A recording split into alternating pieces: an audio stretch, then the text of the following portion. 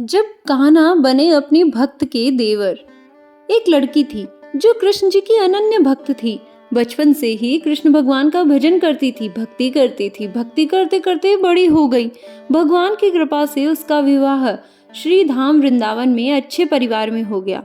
विवाह होकर पहली बार वृंदावन गई, पर नई दुल्हन होने से कहीं जा न सकी और मायके चली गई। और वह दिन भी आया जब उसका पति उसे लेने आया। अपने पति के साथ फिर वृंदावन पहुंच गई।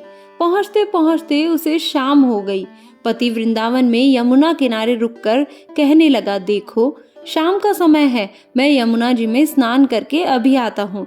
तुम इस पेड़ के नीचे बैठ जाओ और सामान की देख रेख करना। मैं थोड़ी ही समय में आ जाऊंगा, यही सामने ही हूँ। कुछ लगे तो मुझे आवाज दे देना। इतना कहकर पति चला गया और वह लड़की बैठ गई।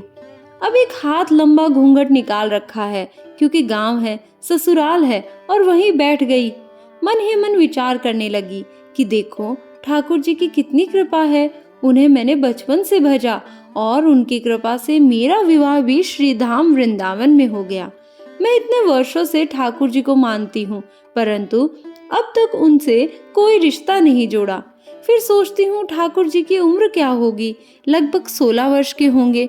मेरे पति 20 वर्ष के हैं, उनसे थोड़े से छोटे हैं, इसीलिए मेरे पति के छोटे भाई की तरह हुए और मेरे देवर की तरह हुए। तो आज से ठाकुर जी मेरे देवर हुए।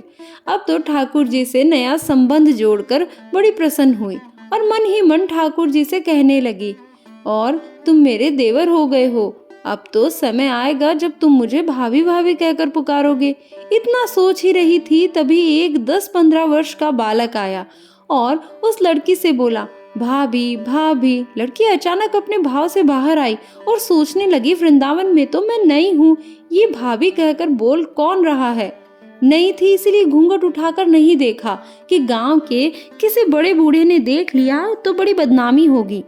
अब वह बालक बार बार कहता, पर वह उत्तर न देती। बालक पास आया और बोला, भाभी तनिक अपना चेहरा तो दिखाई दे। अब वह सोचने लगी, अरे ये बालक तो बड़ी जिद कर रहा है, इसीलिए कस के घूंघट पकड़कर बैठ गई कि कहीं घूंघट उठकर देख न ले। लेकिन उस बालक ने जबरदस्ती घूंघट उठाकर चेहरा देखा और भाग गया। थोड़ी देर में उसका पति आ गया। उसने सारी बात अपने पति से कही। पति ने कहा, तुमने मुझे आवाज क्यों नहीं दी? लड़की बोली, वह तो इतने में भाग ही गया था। पति बोला, चिंता मत करो, वृंदावन बहुत बड़ा थोड़े ही है। कभी किसी गली में खेलता मिल गया तो हड्डी पसली एक कर दूंगा, फिर कभी ऐसा नहीं कर सकेगा। तुम्हें जहाँ भी दिखे मुझे जरूर बताना। फिर दोनों घर गए। कुछ दिन बाद उसकी सास ने अपने बेटे से कहा, बेटा देख तेरा विवाह हो गया, बहू मायके से भी आ गई, पर तुम दोनों अभी तक बांके बिहारी जी के दर्शन के लिए नहीं गए। कल जाकर बहू को दर्शन कराकर लाना।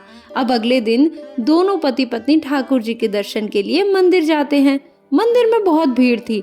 लड़का कहने लगा, देखो तुम स्त्रियों के साथ आगे जाकर दर्शन करो, मैं भी आता हूँ। अब वह आगे गई पर घूंघट नहीं उठाती। उसे डर लगता कोई बड़ा बूढ़ा देखेगा तो कहेगा, नई बहू घूंघट में बिना घूम रही है। बहुत देर हो गई।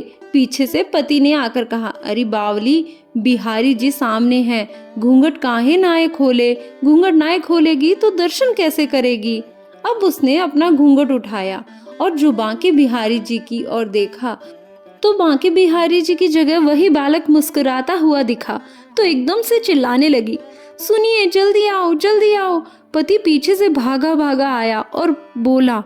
लड़की बोली, उस दिन जो मुझे भाभी भाभी कहकर भाग रहा था वह बालक मिल गया। पति ने कहा, कहाँ है? अभी उसे देखता हूँ। तो ठाकुर जी की ओर इशारा करके बोली, ये रहा, आपके सामने ही तो है।